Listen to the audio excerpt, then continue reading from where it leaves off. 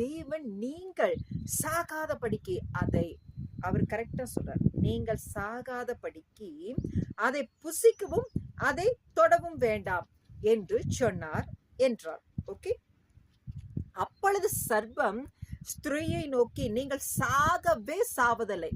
துணிகரமா போய் எப்படி சொல்றான், நீங்கள் இதை புசிக்கும் நாளிலே உங்கள் கண்கள் திறக்கப்படும் என்றும் நீங்கள் நன்மை தீமை அறிந்து தேவர்களைப் போல் இருப்பீர்கள் என்றும் தேவன் அறிவார் என்றது.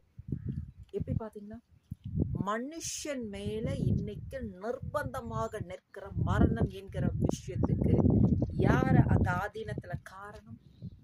சர்ப்பம். சர்ப்பம் என்கிறது என்ன? சாத்தான் என்றும் லூசிஃபராக செயல்படுகிற பிசாஸ் என்றும் சொல்லுகிறவர்.